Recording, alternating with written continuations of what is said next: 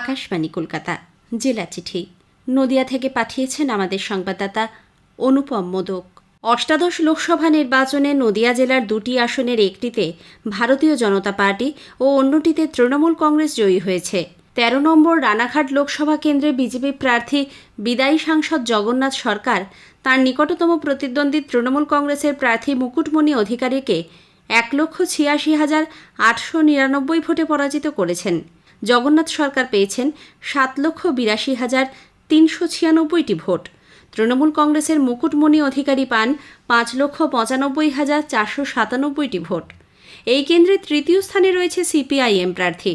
সিপিআইএমের অলোকেশ দাস পেয়েছেন ১,২৩,৮১০টি ভোট। ১২ নম্বর কৃষ্ণনগর লোকসভা কেন্দ্রে তৃণমূল কংগ্রেসের মহুয়া মৈত্র তার নিকটতম প্রতিদ্বন্দ্বী বিজেপির অমৃতা রায়কে ৫৬,৭০৫ ভোটে পরাজিত করেছেন। মহুয়া পেয়েছেন ৬,২৮,৭৮৯টি ভোট। বিজেপির অমৃতা রায়ের প্রাপ্ত ভোট সংখ্যা ৫,৭২,০৮৪। সিপিআইএম প্রার্থী এসএম সাদি এই কেন্দ্রে তৃতীয় স্থানে রয়েছেন। তার প্রাপ্ত ভোট ১,৮০,২০১টি। এদিকে নদিয়ার রানাঘাট দক্ষিণ বিধানসভা আসনে উপনির্বাচনে ভোট গ্রহণ করা হবে আগামী ১০ই জুলাই। ইতিমধ্যেই ওই আসনে ভারতীয় জনতা পার্টি মনোজ বিশ্বাসের নাম ঘোষণা করেছে। তৃণমূল কংগ্রেসের পক্ষ থেকে ডক্টর মুকুটমণি অধিকারীকে প্রার্থী করা হয়েছে। উল্লেখ্য, মুকুটমণি অধিকারী সম্প্রতি বিধায়ক পদ থেকে ইস্তফা দেওয়ায় আসনটি শূন্য হয়। ২০২১ সালে মুকুটমণি অধিকারী বিজেপি প্রার্থী হিসেবে রানাঘাট দক্ষিণ কেন্দ্র থেকে নির্বাচিত হন। এবারের লোকসভা ভোটের মুখে তিনি দলবদল করে তৃণমূল কংগ্রেসে যোগ দেন এবং বিধায়ক পদ থেকে ইস্তফা দেন। মহিলাদের স্বাবলম্বী করে তুলতে চাপড়ার মহৎপুরের সীমান্তে স্ক্রিন প্রিন্টিং প্রশিক্ষণ শিবির শুরু হয়েছে। আপাতত বিএসএফ পরিবারের মহিলা সদস্যদের এই প্রশিক্ষণ দেওয়া হচ্ছে।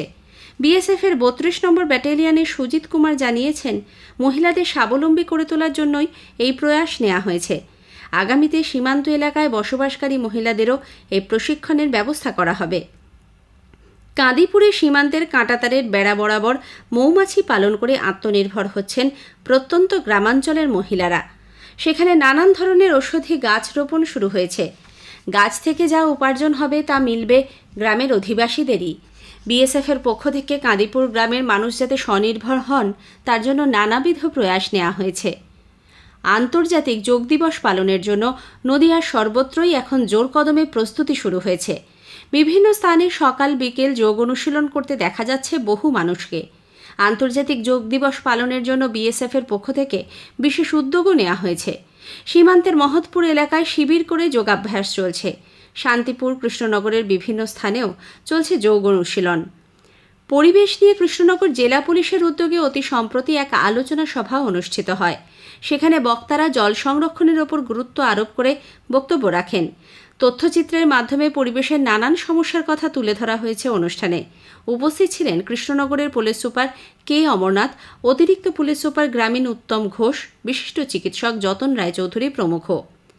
রামকৃষ্ণ মিশন কল্যাণী বিশ্ববিদ্যালয়, সেন্টার ফর কালচারাল স্টাডিজ ও জাতীয় সেবা প্রকল্পের ইউনিটের যৌথ উদ্যোগে সম্প্রতি যুব সম্মেলন অনুষ্ঠিত হল। বিশ্ববিদ্যালয়ের বিদ্যাসাগর সভাঘরে প্রদীপ প্রজ্বলনের মাধ্যমে যুব সম্মেলনের আনুষ্ঠানিক সূচনা করেন উপাচার্য অমলেন্দু ভূঁইয়া। সম্মেলনে স্বামীজির বিজ্ঞান চেতনার ওপর বক্তব্য রাখেন বেলুড় মঠ ব্রহ্মচারী ট্রেনিং সেন্টারের আচার্য স্বামী নিত্য যোগানন্দ। বিশ্ববিদ্যালয়ের উপাচার্য ডক্টর অমলেন্দু ভূঁইয়া বলেন, বিবেকানন্দ শুধু বিজ্ঞানমনস্কই নয়, বাণিজ্য এবং অর্থনীতি সম্পর্কেও সমান সচেতন ছিলেন। প্রজেক্টরের মাধ্যমে বিমান আবিষ্কারে ভারতীয়দের অবদান নিয়ে তথ্যচিত্র প্রদর্শিত হয়। গ্রীষ্মের ছুটির পর পঠন পাঠন শুরু হলেও জেলার বহু স্থানে স্কুলগুলিতে পড়ুয়াদের হাজিরা কম হচ্ছে। অস্বস্তিকর গরমের জন্যই বিদ্যালয়গুলিতে উপস্থিতির হার কম বলে অনেকেই মনে করছেন। এমতাবস্থায় এই জেলাতেও সকালে স্কুল শুরু হয়েছে। এদিকে রানাঘাটের দোহারাপাড়া প্রাথমিক বিদ্যালয়ের শিক্ষক শিক্ষিকাগণ যদিও নিজেদের উদ্যোগে ছাত্রছাত্রীদের জন্য শ্রেণীকক্ষে শীতাতপ নিয়ন্ত্রিত যন্ত্র স্থাপন করেছেন। এহেন উদ্যোগে খুশি ছাত্রছাত্রী থেকে শুরু করে অভিভাবকরাও। কৃষ্ণনগরের ভাতজাংলা কালীপুর হাই স্কুলেও পঞ্চম শ্রেণীর ছাত্রছাত্রীদের জন্য ক্লাসরুমে এসি বসানোর সিদ্ধান্ত নেওয়া হয়েছে। জেলার চিঠি শেষ হল। নদিয়া থেকে পাঠিয়েছেন আমাদের সংবাদদাতা অনুপম মোদক।